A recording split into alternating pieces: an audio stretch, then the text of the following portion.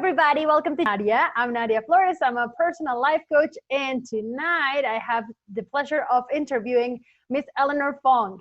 Miss Eleanor Fong is a hypnotherapist, and she focuses on helping new coaches help people have an impact on more people's lives.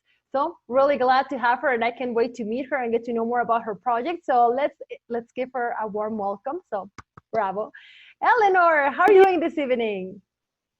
I'm fine. Thanks for inviting me here in Oh, this yeah. interview.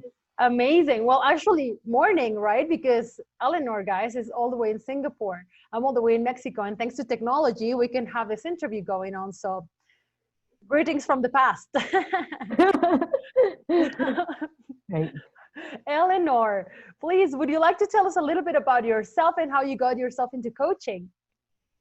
Right. So, thanks for your invitation and your intro. So, basically, as you mentioned, I'm a hypnotherapist, and my role is to help more other new and aspiring coaches, therapists, healers, to really step onto their path fully, like really fully, and then go ahead with um full force to impact other lives. So how I got into coaching is I would say I like to help people. That's one thing. Another thing is I guess it started from hypnotherapy first. It started um of it started on me wanting to help others through therapy. Yeah. So that came from when I was in university. I was really very stressed, and that kind of stress whereby you felt very helpless, whereby you have no one else to help you because I can't even share with my friends and family then. Um, so I was keeping a lot of stress to myself.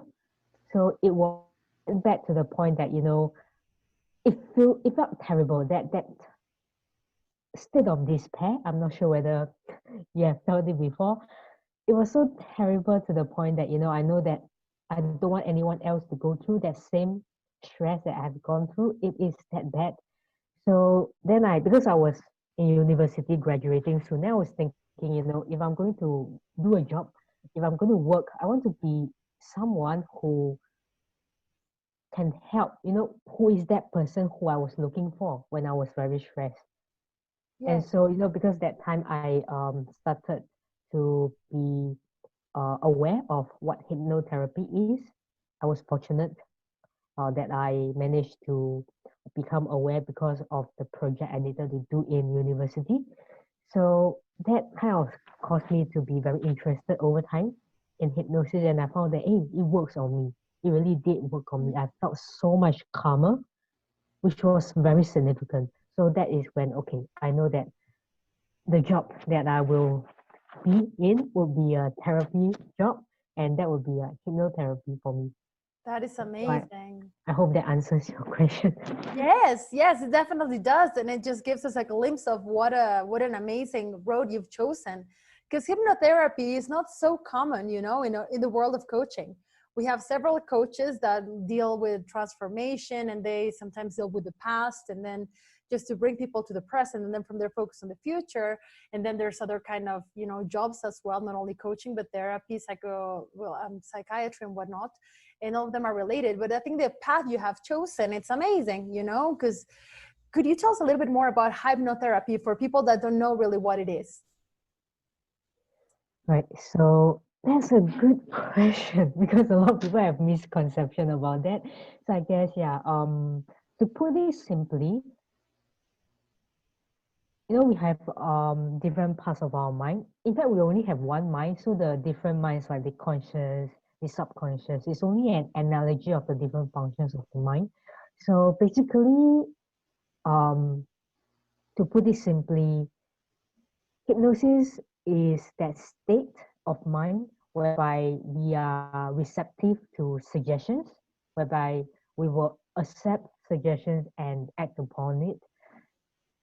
And it also is the process. So, for example, like let's say I give myself the suggestion, I am confident, right? So, in the event after I tell myself I'm confident, and then I feel confident as a result, this means that hypnosis has happened because my subconscious has accepted the message, has accepted the suggestion of I am confident and make it happen.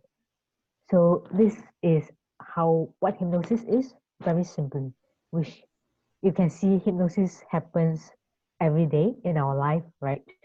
Because of that definition. Right. So hypnosis is a very natural state of mind we go through every day in our life. That is amazing. It's fascinating to think of the mind in such a way. You know, do you think that people can easily be hypnotized, or do you think it takes a skill for them to be able to just relax and go into this deep stage? Well, I'm assuming it's a deep stage, right? Of preparing your mind to be welcoming of all these suggestions so they can improve their lives. Right. That's a good question. So I would say hypnosis is a learned process. Everyone can, because as I mentioned, hypnosis is a very natural thing. It's a very natural state. We all go through it every day. So the thing is, if it's in a like say a formal hypnosis session, hypnotherapy, for example, it'll be a learned process. Mm-hmm. So it's more of you learning how to let go and allow it to happen for you. Right. So which means that everyone can be hypnotized. It's only Amazing. a matter of your attitude and the matter of whether you allow, whether you're willing or not. Which means to say, if you don't want to be hypnotized, you won't be hypnotized. Right. Right. So that is a very important point. Because a Yeah. lot of people have a lot of fear, So I want to help to dispel this fear. So yeah, it's a learn process. The more you go through hypnosis, the more you can go there faster and you can go there deeper. That's amazing. Yes, and it's also fascinating what you're mentioning about when people don't want to be hypnotized. You know, they keep their mind closed, they keep it shut, and they won't let anything or anyone try to hypnotize them. And it's really, really interesting because I guess it's all about fear, right? Like you're so fearful that being on that stage, somebody can just control your mind and make you act a certain way that you don't want to do it. You know, it's I mean, of course, I've been to maybe I've been in presence of people that do hypnosis as a variety show. I used to work on a cruise ship before, and sometimes we used to have people come over and do hypnosis with the audience, you know, and it would be very interesting to see how he chooses maybe 10 or 12 people, and he starts telling them like you need to relax, or you're going to start hearing the music, you're going to start relaxing. The more relaxed you are, the more you're going to enjoy this experience and whatnot. But then that would turn into a show, and then the show would be the people doing crazy things on stage, you know. So I can definitely see how hypnosis can work for both the amazing and, you know, also to, well, for anything really, you know, in your mind. Somebody that is under the power of hypnotizing can definitely create an amazing outcome for you, or it can also, people maybe fear that they can make you do crazy things that you never thought you could be able to do. And that Mhm. is, you know, it's really interesting because to break down those walls for people to be opening to be hypnotized, I think that itself is a job, right? To get people to Mhm. understand that if you let your mind to be opened, if you let your mind open, then a person like yourself can hypnotize them in such a way that they can achieve amazing results and eventually have the results they want in life and the life they want to live. Mhm. Right, you're very right. And if I may add on a point right there about the kind of hypnosis that you mentioned, for entertainment purpose, stage Yeah. hypnosis. Um, I guess this is where a lot of people have that fear from hypnosis coming from because they see people doing very crazy stuff on stage. Yeah. Yeah. So, yeah, so that there is some points here that I would like to put out to hopefully help people dispel the fear. So first of all, in that context, stage hypnosis, the hypnotists are using hypnosis for entertainment purpose, Mhm. which is different from the context I am in.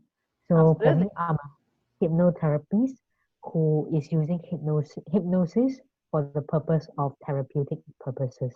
And in Amazing. fact, I combine hypnosis and coaching. So it's not just working on the past to release those unconscious blockages, but also working to for personal growth to move forward to achieve your goals. So the thing is, in stage hypnosis, there's a lot of different setups that is not very known to the public, which is why you see people, doing the stuff or kind of things they do on stage. So, those people are kind of pre-selected in a way. They Uh-huh. volunteer. They volunteer definitely, but the stage hypnotist still have to choose the out of those who raise their hand who to pick, right?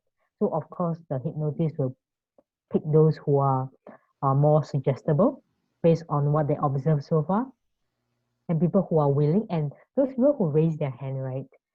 They already know what stage hypnosis entails. Okay. They expect to go up and do silly stuff, and since they volunteer, that means they are willing to do that.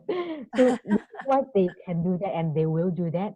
And because of peer pressure, if you see other people on stage doing the kind of things that people do on stage, Yeah, then they are very less likely to go against the crowd, because it will absolutely. be very embarrassing for them. So, which is why it seems like it is a little controlling and manipulating in a way, like the hypnotist can control people to do this and everything, but it's not true, because there are a lot of setups like that um the public may not be very consciously aware of, which is why they will have this misconception of hypnosis. So the reason why I'm sharing this is so as to dispel the fear. So in fact, right, if there is a brave soul who wants to go up on stage and manage to go out on stage and defy the hypnotist, it is possible. It's absolutely possible, because you won't be hypnotized against your will. If you don't want to, you won't be. No, you're So I right. hope you put that forward. No, absolutely. And you are so right, because I remember seeing on those shows that maybe the hypnother the well, yeah, the hypnosis guy, the hypnotizer, goodness, he would pull 12 people from the audience, and then from there, like as he was going through the exercise with everyone, there would be people that he would notice instantly that were not really being he was not being able to hypnotize them. So he would just like tap them on the shoulder and just kindly tell them to go back to their seat, because they were not willing to be hypnotized. Just exactly what you're saying. And yeah, it's really interesting that our mind really, if we consciously choose to open it, will be opening it to this, array of beautiful and marvelous things. This is a complete different way, different road, than if we choose not to. If we close our mind, we will never be able to welcome other ideas. Never Mhm. mind hypnosis, right? So really, really interesting, Eleanor. Now, I would like to know how long you've been doing this. How long have you been a hypnotherapist for?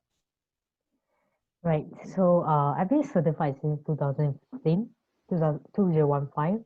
So um, and then I went on to become a neurofeedback therapist, working with the brainwave, helping people to go into a state of mind. So you can see that it's very related to hypnosis, which is why I chose that work. Um, so if they want to go to the meditative state, they can go there easily by the neurofeedback training. And so I've been doing neurofeedback, but I apply hypnosis in my work as a neurofeedback therapist, which dramatically increased the Wow. efficacy of neurofeedback. Like I see it, the success rate increased a lot.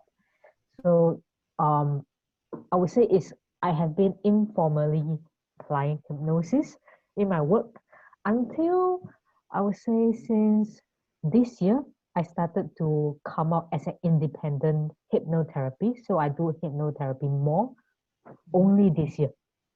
Amazing.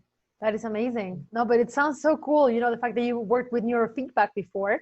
Okay, for our audience who do not know what neurofeedback is, can you elaborate a little bit on that? Right, so neurofeedback is a modality to train people to go into a certain state of mind by regulating their brainwave. So some of you may have heard of, the alpha brainwave, Mhm. the theta brainwave. So these are just different frequency of your um, the electrical signals in your brain, which will translate to your mental state. So for Fascinating. example, exactly. So for example, the alpha state of mind is, alpha is a rather slow brainwave state, not very, very slow, but rather slow. So that is like, you know, if there's a lot of alpha frequency in your brain that's Mm-hmm. happening, then you will be in that mental state of that, you know, that calmness. Mm-hmm. So this is like light meditative state. Oh, So, you know, amazing. Yes. exactly. So I can train people to go into that like meditative state using neurofeedback easily. Um, so next time if they want to go there themselves, they can go it again. They can go there very fast because they have learned how to regulate their brainwave. So this is one method, of course, you know, like in hypnosis, we just bring them there very easily and we will be able to train them to go there because hypnosis is a learned process. You go there one time, the next time you go there, you can go there easily and faster. So you need not even use neurofeedback to learn how to go there. Like hypnosis itself, you can learn to go there very fast. Wow, that's amazing. Thank you so much for that information. So I know we have different waves in our brain. And I was going to ask you, you also mentioned meditation.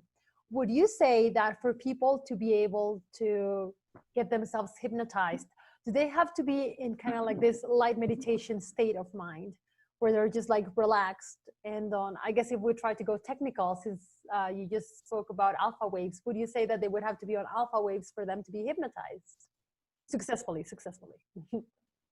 Right. This is a good question. Um, it's a little technical, but I would say to put it simply, right, you need not be in a calm state of mind to be hypnotized. So the more common general idea on hypnosis that the public knows is that you need to be calm in order to be Yeah. hypnotized, right? Yeah, But everybody it's thinks that. Everybody thinks that you need to be like super calm and just like, okay, my mind is almost, I'm about to just raise myself from the ground because I'm so calm that, nirvana and whatnot. But no, that's not the case, right? Like, doesn't matter if you are calm, you can still get hypnotized if you choose to. right. So being calm is one way, but you need not be calm for you to be hypnotized, right? So yeah, which is a little technical here and it's a little difficult to explain right here. Okay. But just know that, you know, okay, maybe if I'm to put it simply, if you remember, we are hypnotized. Hypnosis happens when we accept a suggestion. When we accept a suggestion that either we give ourselves and that is called self-hypnosis or people giving it to us. Right. Okay. So in that sense, can you see a possibility whereby you don't need to be calm in order to accept the suggestion? I understand. Yeah, like for You may not need to example, be calm, right? Mhm. right. I understand. It's like you go about your everyday life and suddenly, let's say you go to the supermarket and you see something that catches your eye, and then that's a suggestion that you've accepted because then you take it and then you buy it. So I Mhm. see exactly what you're saying. Like you're being hypnotized without knowing that you're being hypnotized. So interesting. Exactly.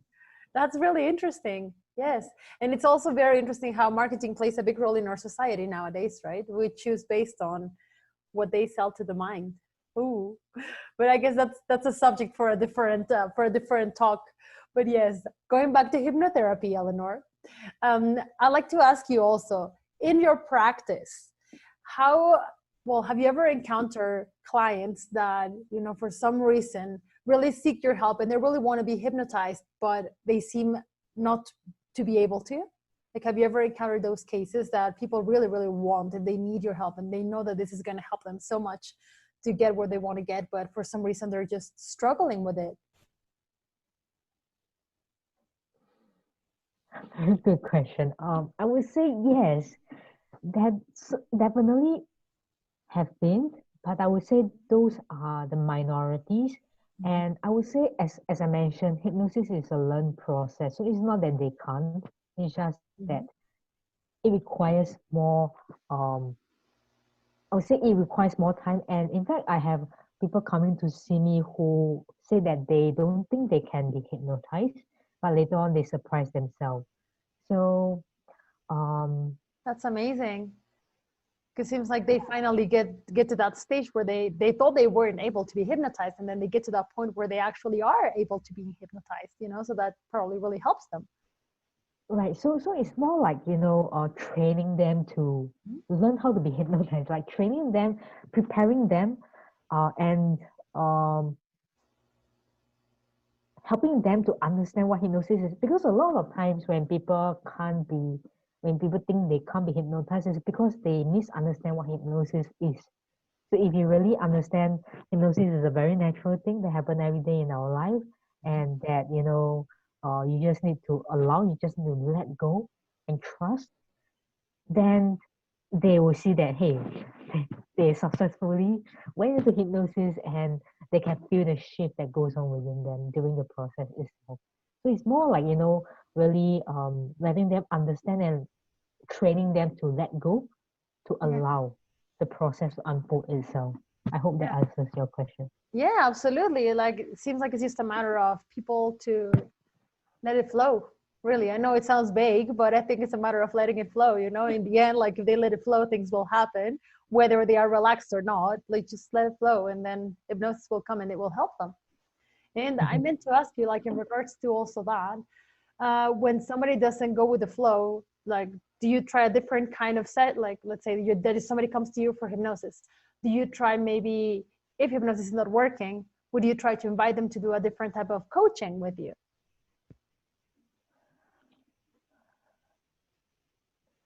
I would say usually when people come to see me for hypnotherapy, I won't go into hypnotherapy like right at the start.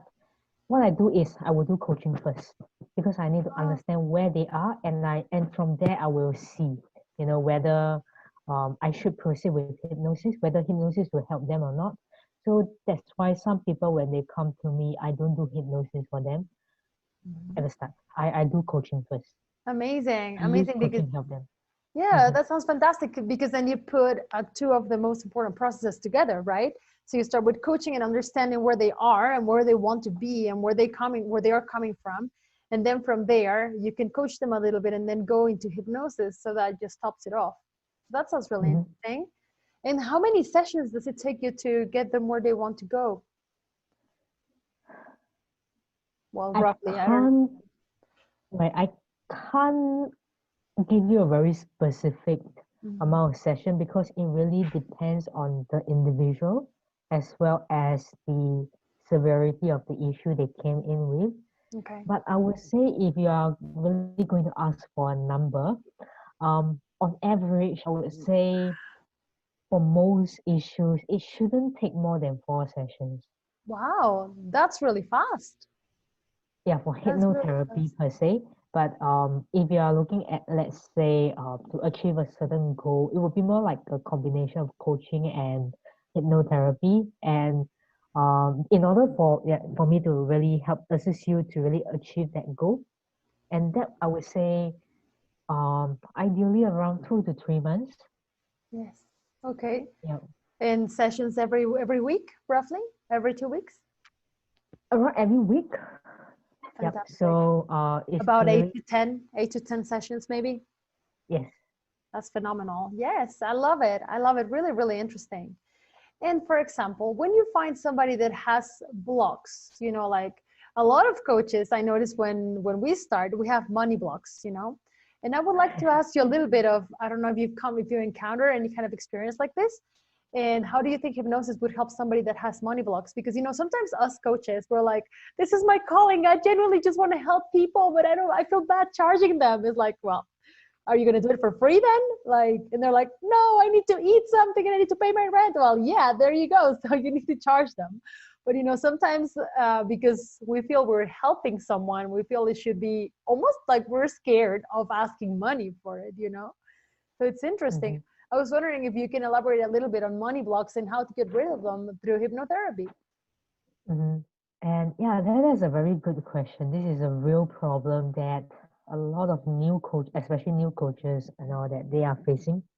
So I do have, um, I mean, for myself, I know I do have money block, and I have been working on them as well. And I have met other coaches, other therapists, healers who have money blocks as well. So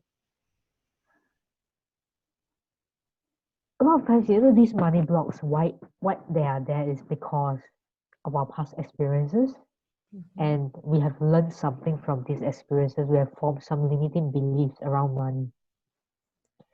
So what happened in hypnosis? What happened in my session is usually, yeah, I will coach them, I will ask questions to really dig deeper to find out, where did they, like, what is that limiting belief that's holding them back from charging their worth, and what is that root memory? What is that root cause for them having that limiting belief? And then I will use hypnotherapy to help to clarify further, like asking the unconscious to go to that root cause, um, and really to kind of re-educate the unconscious, re-educate the mind, Amazing. rather than that limiting belief, Yes. what empowering belief that the person wants instead. And so rewire that empowering belief within them.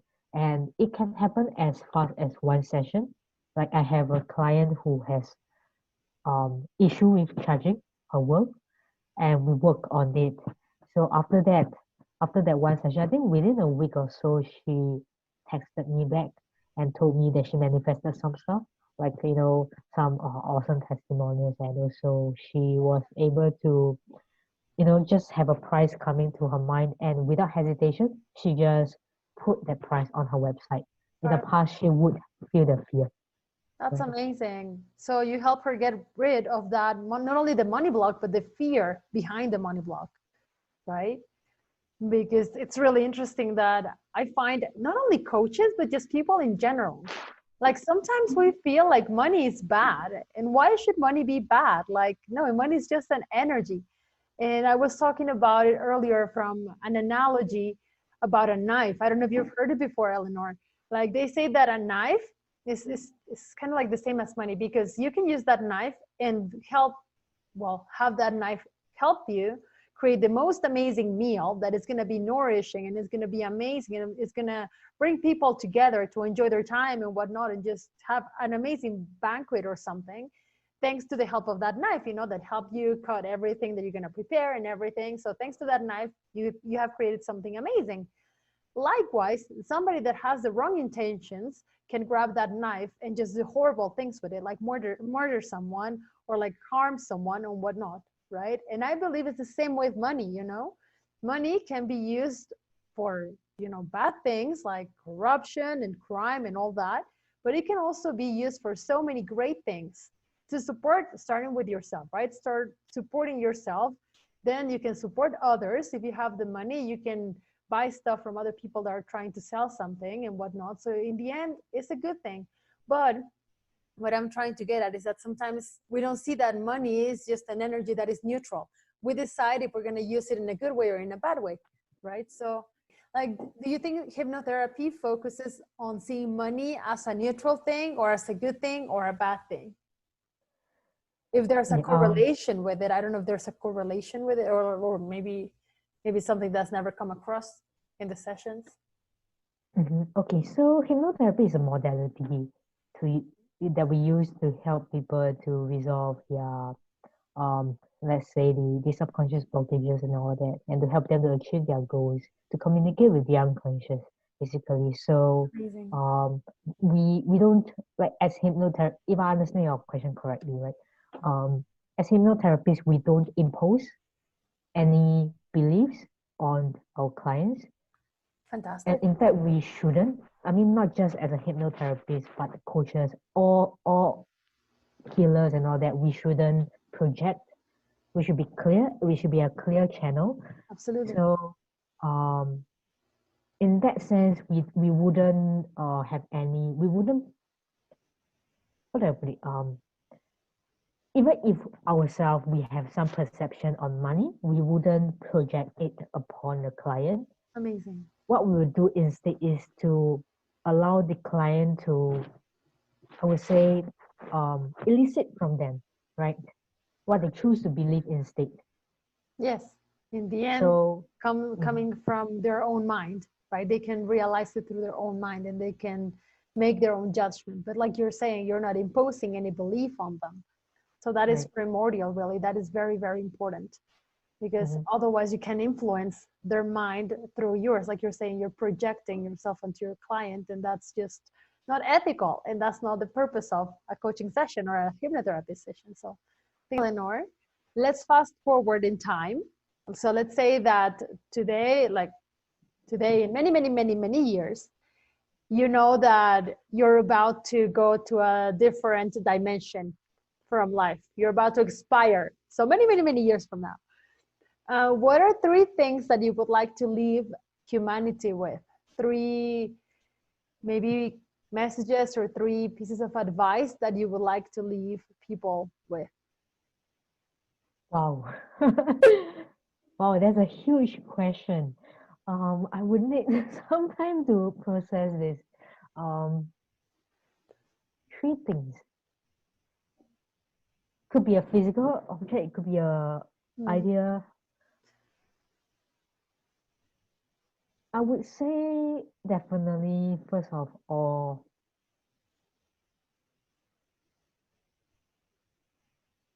to be happy. I Okay. mean, being happy is one of the most important thing in life. And it may sound a little cliche, but as cliche as it sounds, this is a very important lesson I've learned over the years. Like over the years, I've been, working hard and struggling, like really, really trying to push through. But I forgot to enjoy myself in the process, which is on hindsight, I shouldn't have. If I would enjoy myself in the process, maybe things would have been a lot smoother for me. Right. So um enjoy your life. This is very important. No matter what you go into, have fun. This is one thing. Um,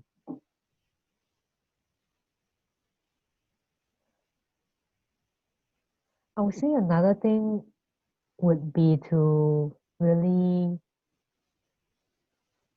understand the universal principles in life.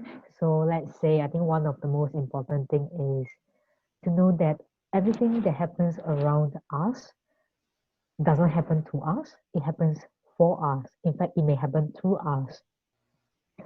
So, for example, even if there are certain let's say bad things that happen in your life, we created them because perhaps it's to learn a lesson or it's just a reflection of what's within you. So that shows you what you need to work on yourself in order to progress forward. And the reason why I feel this is a very important thing I would like people to really know is because just knowing this alone, if you can, knowing and realization is different.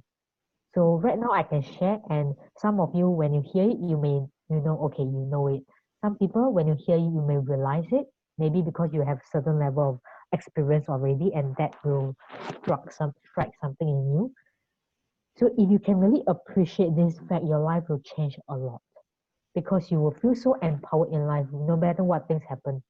It can be bad things, but you will see it as a lesson. You will see it as, oh, there's something there that I manifested that, I can work on right now in order for my life to improve. So Absolutely. this is something that is very empowering that I would like people to know. So that's the second thing. The third thing. Um, Let me see. I love it.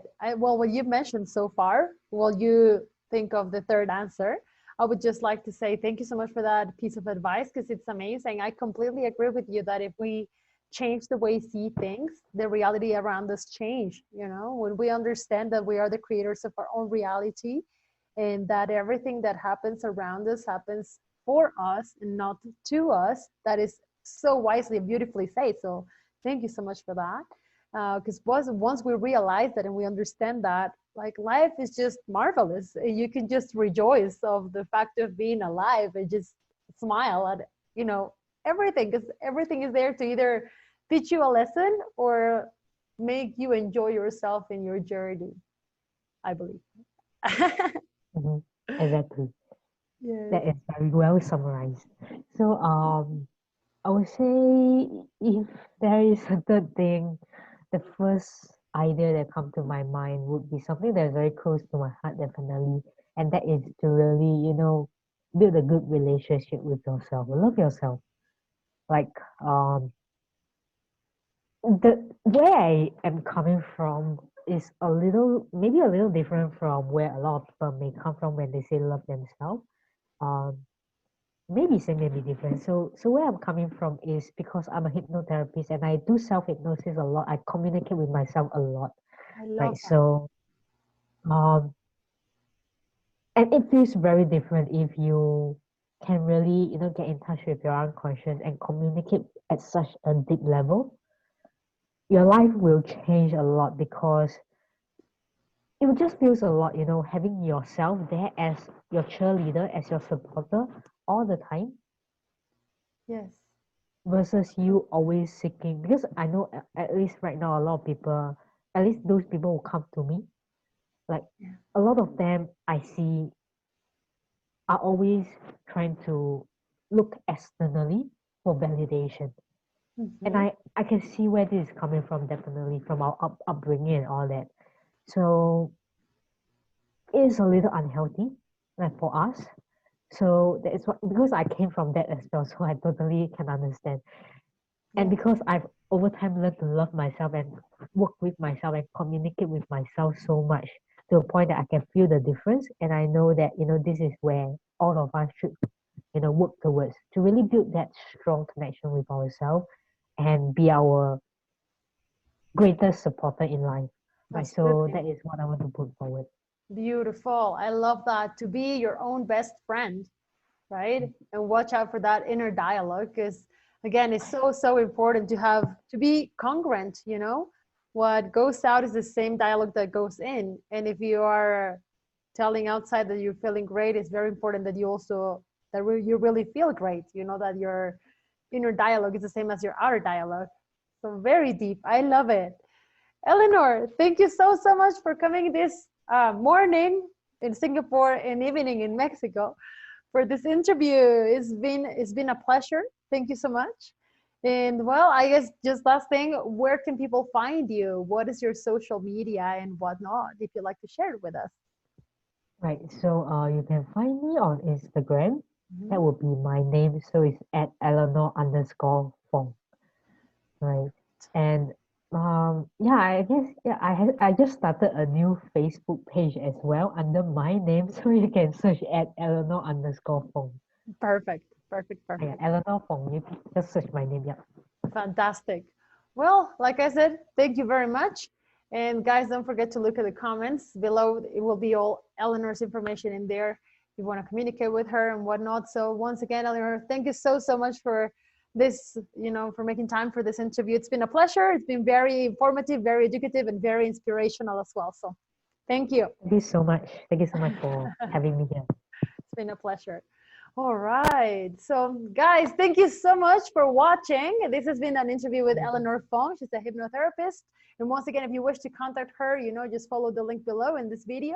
And other than that, if you want to make a comment or if you want to be coached by either Eleanor or by me, please make sure that you DM us on Instagram.